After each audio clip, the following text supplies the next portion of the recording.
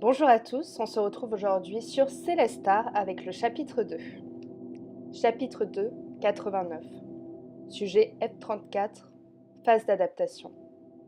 90, 89. Un compte à rebours énigmatique, intrigant. Mais pourquoi le commencer à 90 et non à 100 ou à 150 ? Ce nombre avait forcément une signification importante. Mais laquelle ? Bellara essayait d'élucider le mystère du décompte depuis des heures, passant en revue toutes les possibilités qui s'offraient à elle. Mais en vérité, elle n'avait aucune notion du temps qui s'était écoulé depuis son douloureux réveil dans la capsule. Même si son horloge interne semblait vouloir trouver une logique là où il n'y en avait pas, se calant sur les changements de luminosité qui s'opéraient dans la pièce régulièrement. La pénombre succédait à la lumière artificielle, et la lumière artificielle à la pénombre selon un cycle qui visiblement était savamment programmé. Depuis que le cadran numérique indiquait 89, Bellara avait noté 2 changements de luminosité.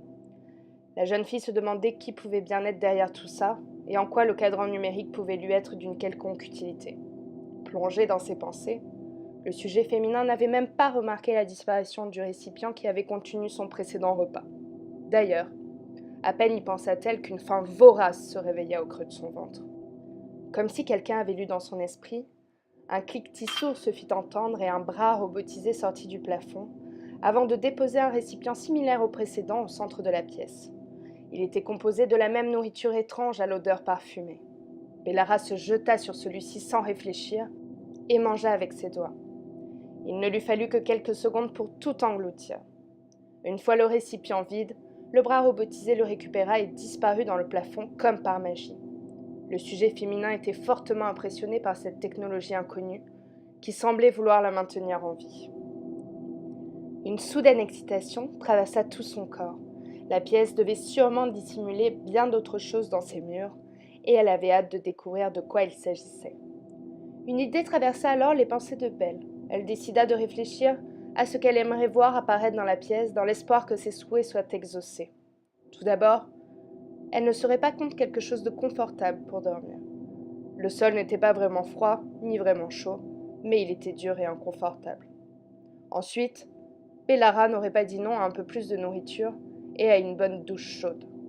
Elle attendit quelques instants dans l'espoir de voir apparaître quelque chose, mais rien ne se produisit. Déçue, elle comprit que la pièce n'était pas là pour exaucer ses désirs. Bizarrement, l'idée d'être retenue dans une prison n'avait pas effleuré l'esprit de la jeune fille jusqu'alors, mais cette idée commençait à s'imposer dans sa tête comme une évidence. Lassée d'essayer de comprendre l'incompréhensible, submergée par une profonde solitude, le sujet F34 se recroquevilla sur elle-même et attendit la venue du sommeil afin de fuir cette réalité qui ne lui plaisait pas du tout. La pièce se dissipa peu à peu devant ses yeux, puis Bellara s'endormit.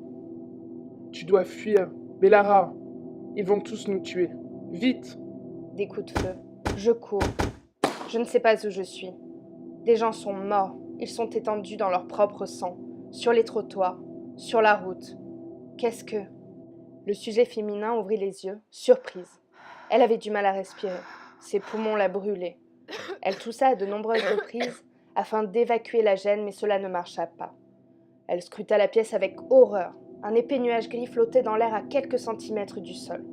Prise de panique, elle s'allongea par terre à l'endroit où la fumée était la moins dense et protégea sa bouche dans son t-shirt. Elle suffoquait, l'air était irrespirable.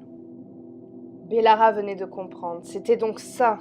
Cette pièce était un tombeau. Son tombeau. La jeune fille aurait préféré mourir différemment.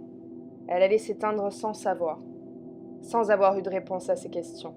Tout ça n'avait aucun sens. Sa respiration ne devient bientôt plus qu'un murmure. Son cœur se mit à ralentir dans sa poitrine. Au moment où Belle allait s'abandonner à la mort, un tintement cristallin retentit, encore. Elle scruta le sol devant elle et vit avec stupeur qu'une trappe s'était ouverte à quelques mètres sur sa droite. L'individu féminin rampa difficilement jusqu'à celle-ci, l'ouvrit entièrement et se laissa tomber dans la cavité qui se trouvait juste en dessous. Elle usa de ses dernières forces pour refermer la trappe et inspira violemment.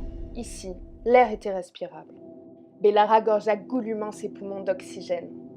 La cavité dans laquelle elle se trouvait ne faisait pas plus de 2 mètres carrés, et il y faisait très sombre. Elle réalisa alors qu'elle venait de passer à côté de sa propre mort pour la 2e fois. Elle ne put s'empêcher d'être soulagée. Cependant, elle ne pouvait plus nier l'évidence. La pièce était dangereuse. La personne qui la contrôlait semblait vouloir la torturer, voire pire. Un nouveau sentiment naquit alors dans l'esprit du sujet F34, la méfiance. À partir de cet instant précis, la jeune fille ne ferait plus jamais confiance à la pièce ni à son dirigeant. Elle resta blottie dans le noir pendant de longues minutes, de longues heures. Lorsque Bellara jugea avoir attendu assez longtemps, elle rouvrit la trappe avec précaution. L'épaisse fumée grise avait complètement disparu, laissant place à... Je viens d'arriver à la fin du chapitre 2. J'espère qu'il vous a plu. Voilà, il y a un petit cliffhanger à la fin de celui-ci. Et j'espère que vous avez passé un bon moment avec moi, avec Célestar et mon univers. Je vous retrouve très vite pour la suite.